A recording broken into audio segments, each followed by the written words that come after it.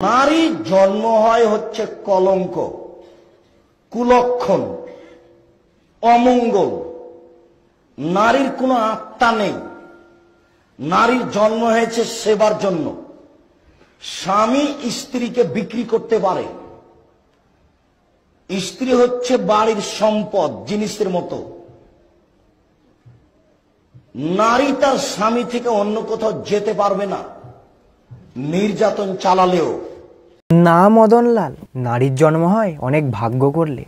আসলে কি জানো তো, আমাদের হিন্দু ধর্মে না নারীদিকে একটা উচ্চ জায়গায় তুলে রাখা হয়। হিন্দু ধর্মে প্রতিটা নারীকে মানুষ রূপে অথবা মা রূপে সম্বোধন করা হয়। নারীকে মা নয়, মানুষ বলে সম্বোধন করুন। হ্যাঁ, আমরা পুরুষ, আমরা পারি নারীকে সঠিক সম্মান দিতে। আমাদের হিন্দু ধর্ম আমাদের শেখায় নারীকে সঠিক রূপে সঠিকভাবে সম্মান করতে। হ্যাঁ, আমরা মানুষ, আমরাই সনাতনী, আমরাই সব। আমাদের ধর্ম থেকে সমস্ত ধর্মের সৃষ্টি, আর আমরাই কিভাবে মানুষকে সম্মান করব সেটা আমার ধর্মেই লেখা আছে।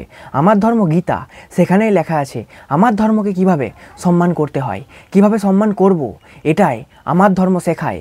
আমার ধর্ম প্রত্যেকটা মানুষকে কিভাবে সম্মান করতে হয়, কিভাবে শ্রদ্ধা করতে হয়, তার একটা আজব, তার একটা দুনিয়া, তার একটা বৈশিষ্ট্য আমার ধর্ম সবাইকে শিক্ষা দেয়। মানুষকে মানুষ রূপে বিবেচনা করুন, পশুকে ভগবান রূপে পূজা করুন। হ্যাঁ, আমার ধর্ম এই শিক্ষাটাই দেয়, কারণ জীব হত্যা মহাপাপ। আসলে আমার ধর্মে বলা হয় জীবই শিব, প্রত্যেকটা জীবের মধ্যে ঈশ্বর রয়েছে। হ্যাঁ, এটা আমার ধর্ম অর্থাৎ সনাতন ধর্মের একটা বড় লক্ষ্য বা বৈশিষ্ট্য।